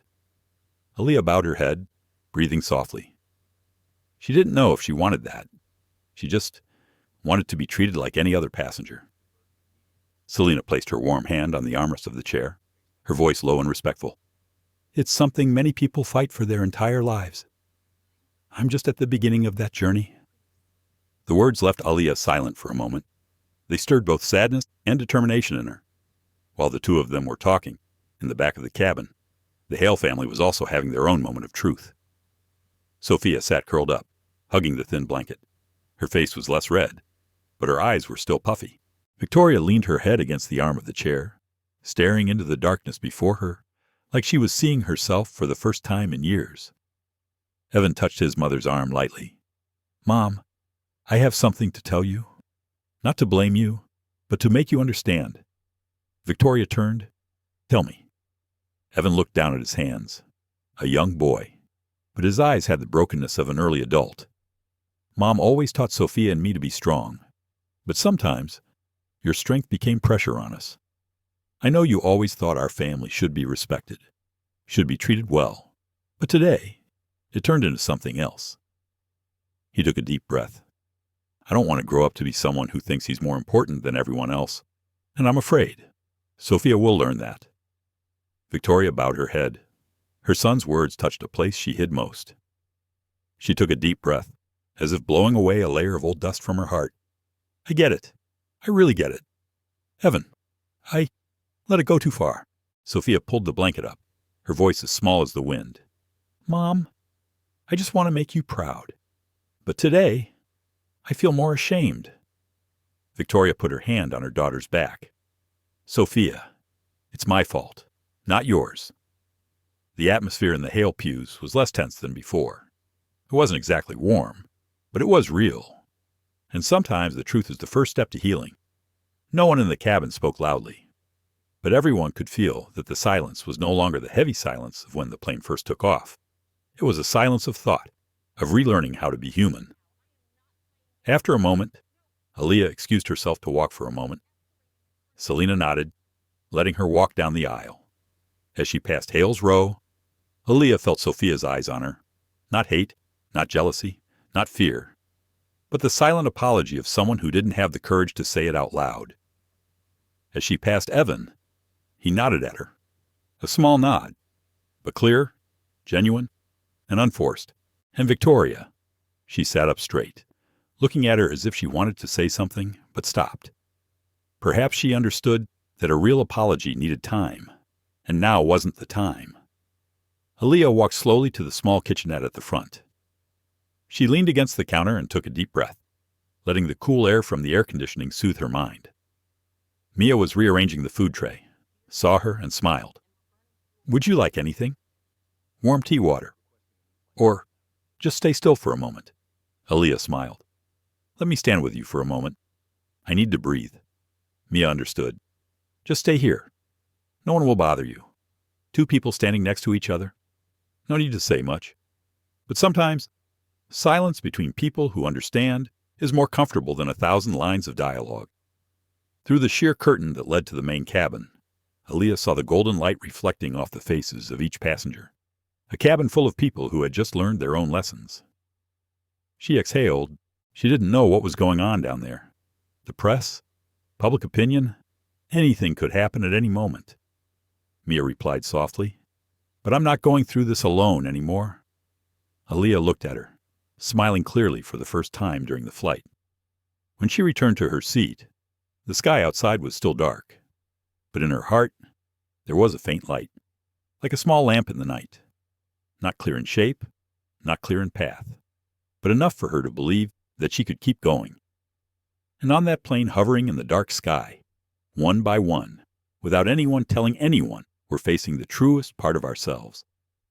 Nearly 3 hours later, the sky outside Flight 1A's window had turned a deep blue, streaked with the white lights of the city below. The plane was approaching Denver. On the ground, clusters of lights began to appear like islands of light, signaling the end of the longest journey Aaliyah had ever taken. In the first suite, everyone had woken up from their naps, or simply from their nameless, quiet thoughts. The lights in the cabin were turned up a little, but the air still held the special stillness of a flight that had just experienced an incident. Aaliyah looked out the window, catching her own reflection's slightly hooded eyes, tousled hair falling back, and a slight ripple in her expression. Not completely happy, not completely sad, but the feeling of someone walking toward the end of a storm they didn't create. In the back seat, the Hales were also awake. Sophia sat adjusting her dress straps, her eyes on the floor, her face still streaked with tears. She was no longer stubborn, no longer demanding to be pampered, just a young girl trying to understand the great lesson she had just learned. Victoria sat upright, her hands clasped neatly in her lap.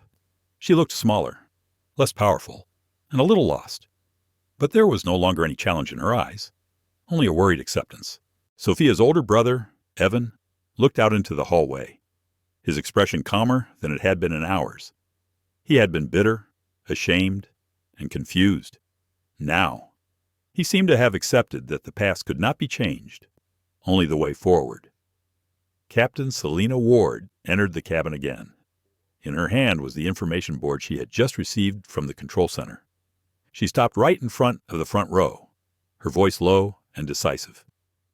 "We will be landing in Denver in approximately 40 minutes.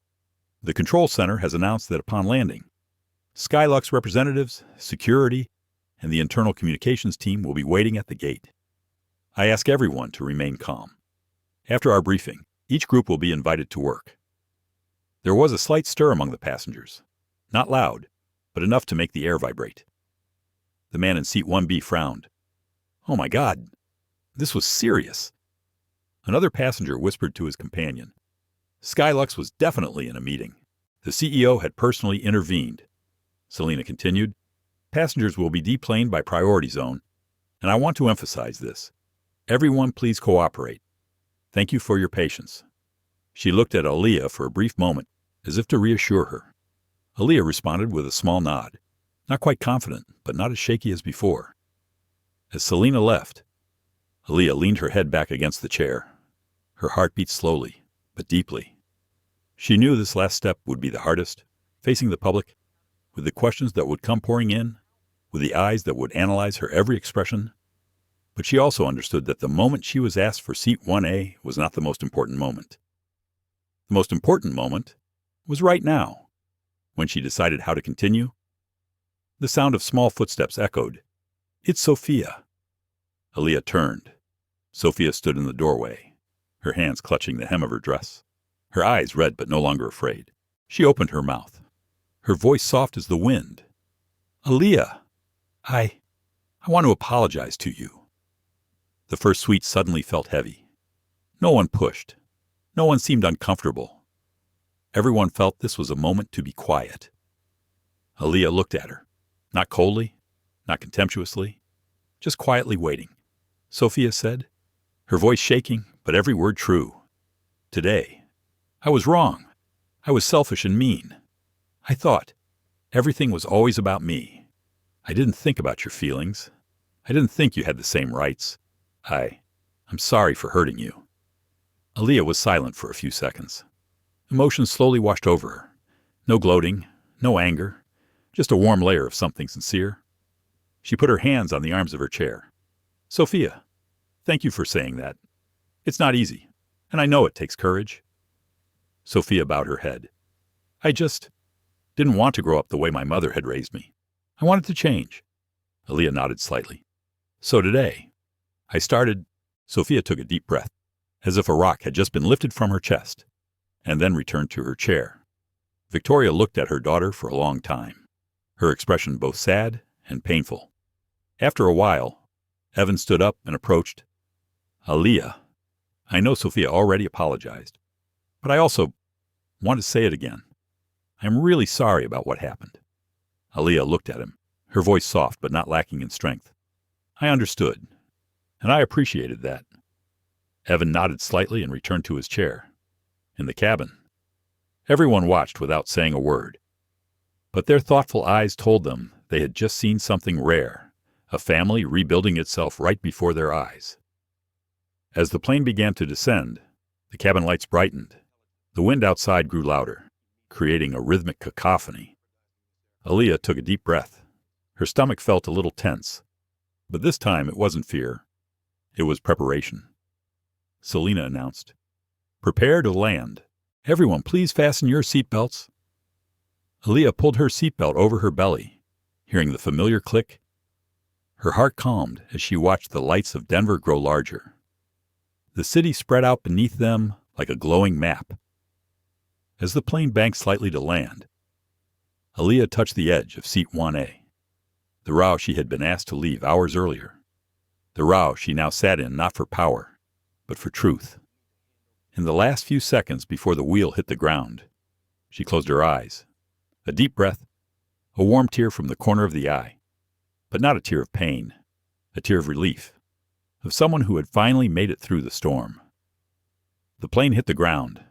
A slight rumble, then it slowed down, then stopped. The cabin was so quiet I could hear my own heartbeat. The ground waited for them, and the truth even more.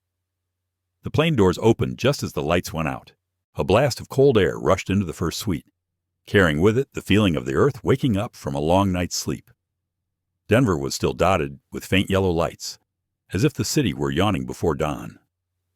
Aaliyah sat in seat 1A for a long time, listening to the faint buzz coming from the back of the cabin. People were standing, grabbing luggage, saying short sentences, but no one was in a hurry. No one was pushing like they usually do on early flights. Maybe because they knew what awaited them outside wasn't as simple as crossing a jet bridge. They were about to step into the spotlight of a breaking story. Captain Selena Ward stood by the exit, her voice steady. Please await instructions. First suite passengers will disembark last, as requested by the operations office. A few people looked at each other, surprised but not against. No one wanted to interfere in an event that both the airline and the internal media were watching closely. Aaliyah remained seated. Her hand rested lightly on her purse. Her heart was beating steadily, not as fast as before, like when you know something big is about to happen, but it's no longer shaking. In the back seat, Victoria Hale was packing her things very slowly. Occasionally, she glanced at her daughter, her gaze filled with hesitation and regret. Sophia hugged her backpack to her chest, sitting close to Evan, her eyes stinging but much calmer than when she was in the air. Silence fell over the cabin as if everyone was waiting for a conclusion. Selena, go to 1A. Aaliyah, when we get outside, there will be a representative from the company waiting for us. They want to talk to you privately first. After that, you may need to work for a few more minutes. Aaliyah nodded. I understand. She didn't ask any more. There was no need to. She knew. After all, what had happened today had gone beyond a simple seat change or a case of discrimination. It had become an internal matter, a matter of image, a matter of humanity. And there are some family issues. A few minutes later, when the economy cabin began to empty, Selena signaled. First suite was invited to stand up and get ready to get off. One by one, the passengers filed out, slowly. They kept looking back at Aaliyah, some nodding silently in support, some smiled slightly, the kind of smile that says, "You did the right thing." Aaliyah stood up last. She pulled her backpack lightly, touching the armrest of chair 1A for a second the way one touches the door of a house before stepping out into a storm. Then she walked away. As I stepped out of the plane, the first thing I saw was not security or media, but a woman wearing a dark blue Skylux suit. She stood straight, her eyes calm but stern. Good morning, Ms. Brooks. This is Rachel Moore, Regional Director of Operations for Skylux in Denver. Thank you for your cooperation. Aaliyah nodded, maintaining a polite but wary demeanor. Rachel continued, We're going to go into a private waiting room to talk. It'll be just me and two of the firm's legal representatives. No media? No one else? Aaliyah asked softly. What about the Hale family? Rachel replied, her voice low. They would be taken to another room after her. Their work was part of today's investigation. Investigate. The word made Aaliyah's heart clench, but she followed Rachel calmly. Sophia stood in the rear hatch, watching Aaliyah walk away. Her eyes weren't scared anymore. They were like the eyes of someone who just realized something bigger than what they'd been taught. Aaliyah happened to look back. Sophia was startled by the sight, then bowed her head. A small gesture, but genuine. The hallway leading to the private waiting room was bathed in pale white light and strangely quiet. Aaliyah's footsteps echoed in her head. When she entered the room, She found two people waiting for her. A woman in her 50s, wearing silver-framed glasses, with the careful air of a seasoned lawyer, and a younger man, wearing a sweater under a blazer, who looked like a senior human resources officer, Rachel said. "You can sit comfortably. There's water on the table. We'll start right away if you're ready." Aaliyah sat down, adjusting her posture. "I was ready." The woman in glasses began. "Ms. Brooks, first of all, I want to say that we are very sorry for what you went through this morning. No one deserves to be treated like that. And we want to hear your story, in detail, as you see it." Aaliyah looked down at her hands. Her voice was soft, but clear. "I just wanted to be in my rightful place. They didn't see me as someone who had that right. They saw me as someone who was intruding where I didn't belong." The young man nodded, taking note. What made her feel the worst? Aaliyah took a deep breath. Maybe the moment they threatened to call security to have me removed from the plane because I wouldn't give up my seat. That was the moment I understood. Not everyone saw me for who I was. They saw my skin first. The room was silent for a moment. "Thank you for your candor," Rachel said, her voice low but gentle. "Everything you said today is important, and I want you to know this. Skylux doesn't see you as the problem. You're the victim." Aaliyah didn't answer right away. She just nodded. Not because she believed everything right away, but because she knew they were at least trying. Outside in the hallway, footsteps echoed, not loud, but quick and numerous. A security guard appeared at the door, whispering something briefly in Rachel's ear. Rachel's expression changed after hearing this, not out of panic, but out of intense concentration. "Ms. Brooks, I think you need to know this. Your situation was spread beyond the airline. Regional media have picked up on the story of a serious incident of discrimination on board. Some videos from passengers have started to appear on social media." Aaliyah held her breath. She asked, her voice low. Spreading, Rachel nodded. "It would probably be nationwide in a few hours." No one said anything for a few seconds. It was as if they were standing in front of a huge wave that was approaching very quickly. Aaliyah looked down at her hands again. She realized they were shaking slightly, not from fear, but from the knowledge that from this point on, the story was no longer hers alone. Something in the room changed. The people around her no longer saw her as a victim in need of protection, but as someone about to be at the center of a national conversation.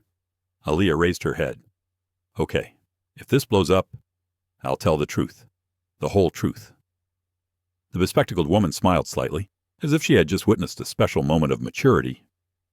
"Good, because that's exactly what Skylux and the entire country needs to hear right now." While Aaliyah was still working with the Skylux Airlines investigation team, outside that closed-door meeting room, the Denver airport began to move to a very different rhythm. The rhythm of news, of social media, of the torrents of information that were pouring in like the first flood of the season. An internal communications person ran through the hallway, holding a tablet whose screen was flooded with notifications. A 12-second video, shot by a first suite passenger, was starting to go viral with surprising speed.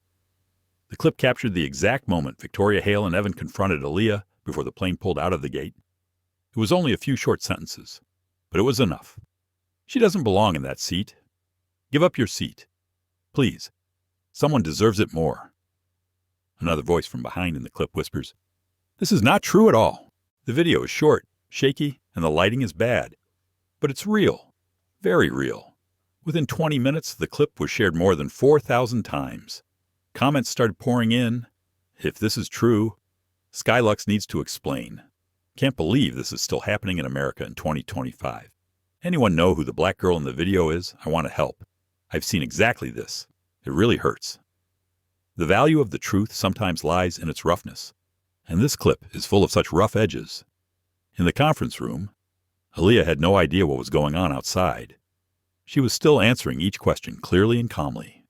Every now and then, she paused for a few seconds to figure out how to tell it right. No embellishments, no exaggerations, just the facts.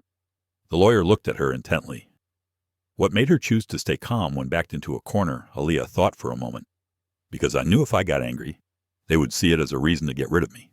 That perception has been around for a long time, and I didn't want to inadvertently contribute to it. Rachel took quick notes. She was well aware of how society viewed black women.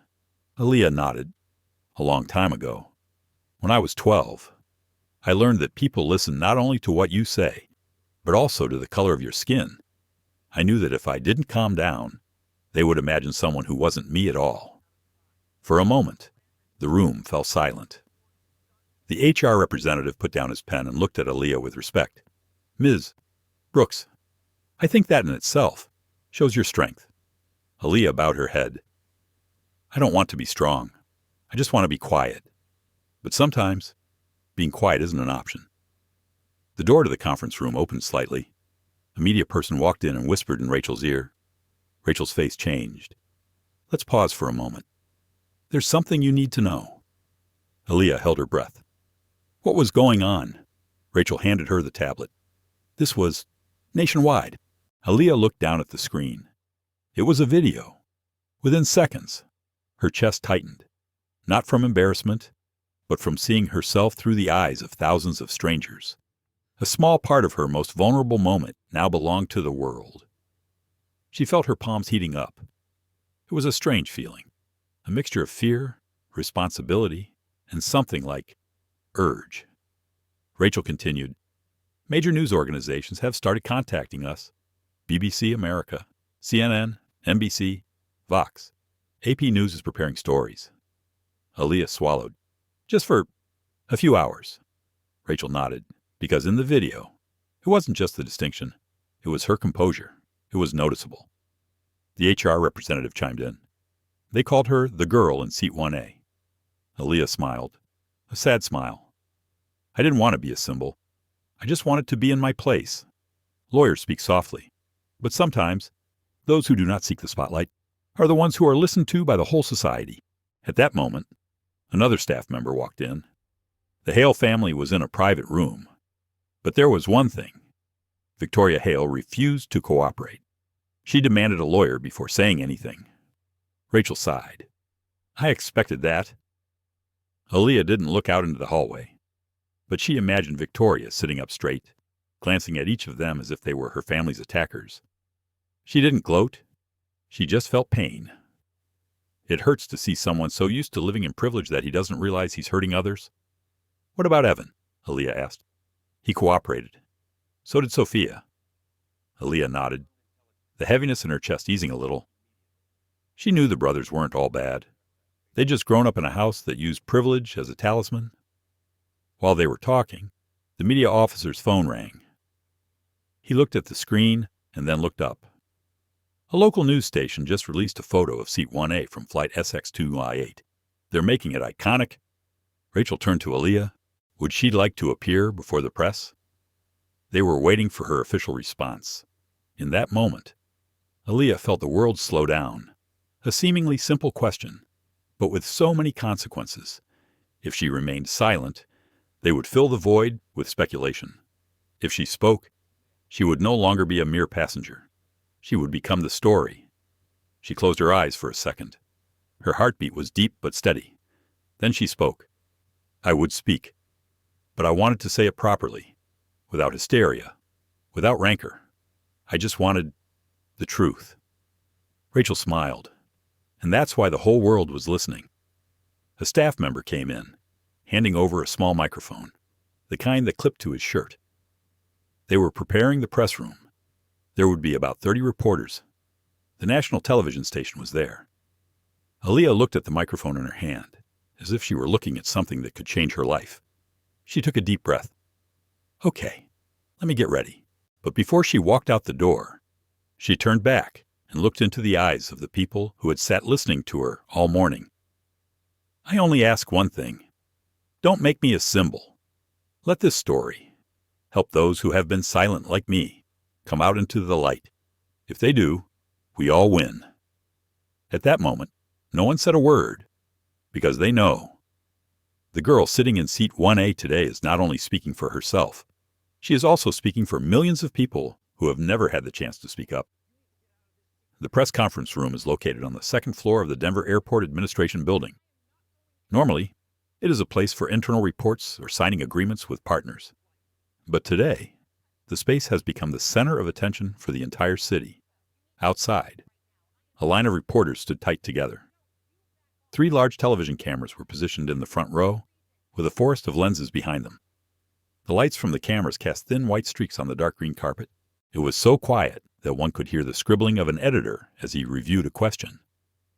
In the waiting room behind the podium, Aaliyah sat on a dark wooden chair, her hands in her lap.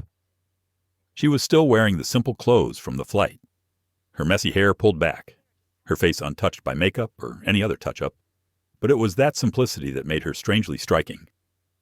Rachel stepped forward, placing a gentle hand on Aaliyah's shoulder. Aaliyah. They would do whatever she asked. No provocation, no traps, no pressure. Aaliyah looked up. I wasn't afraid of them. I was just afraid of saying the wrong thing and making people like me more misunderstood. Rachel smiled softly. She had been calm the whole flight. I trusted her. And there was someone who wanted to see her before the press conference started. Aaliyah tilted her head slightly. Who was it? The door opened. It was Sophia. She stood in the doorway, her hands clasped together, her eyes red from lack of sleep but brighter than ever. After a moment's hesitation, she approached Aaliyah. Aaliyah, Sophia said softly, then stopped because she choked. I just wanted to... Thank you. Aaliyah raised an eyebrow. Thank you. For what Sophia inhaled, eyes looking up, for the first time not shying away, because she didn't choose to humiliate my mother in front of the crowd, because she didn't shout, didn't throw back the negativity she received. I've never seen anyone strong like that. I thought, strong people speak loudly. But it turns out, truly strong people are those who stand still and don't let anyone push them. Aaliyah let out a small laugh. Sophia, I'm not trying to be strong. I'm just trying not to be swallowed. Sometimes it's harder to stand still than to scream. Sophia nodded. I want to be different from my mother. I want to be more righteous. And I will try. Aaliyah put her hand on her shoulder. You can be different if you want to. Everyone can be different if they choose to. Sophia bowed her head. A tear fell to the floor. Quietly, but true. As Sophia left, Aaliyah felt something very strange, despite the storm that awaited her ahead. She felt much lighter than when she was sitting in seat A. There was a light knock on the door behind me. It was time. Aaliyah stood up, stepping onto the press stage. The spotlights made everything seem brighter than usual. But she didn't squint. She didn't tremble. She just took a deep breath. Before her were dozens of reporter faces, each a part of the news machine waiting to deliver a story. Rachel stood at the podium and spoke first. Thank you for coming. Skylux Airlines is releasing its official response to the incident on Flight SX228 today. And before we do, we want to hear from someone who was involved. Introducing Aaliyah Brooks. Aaliyah stepped forward. The sound of cameras flashed, but faded as she opened her mouth. Hi, everyone. I'm not used to public speaking, and I'm not an attention seeker. I'm just a 17-year-old girl on her way home. The room was silent. This morning, I was asked to give up seat 1A, not because it was broken, not because of a booking error, just because someone thought I didn't belong there, because of the color of my skin. Maybe.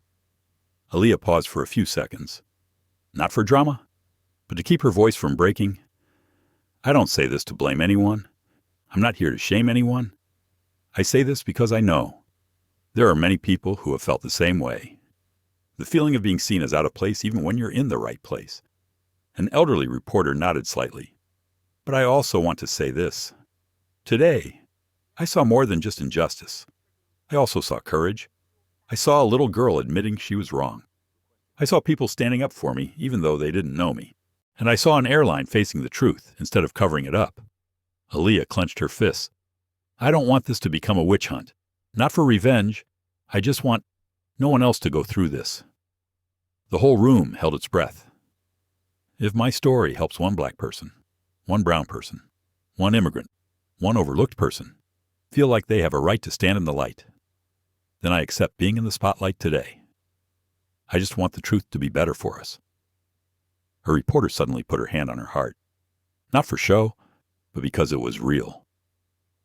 Aaliyah bowed her head in thanks and stepped down. Rachel looked at her with pride. I think she just changed something bigger than this airline.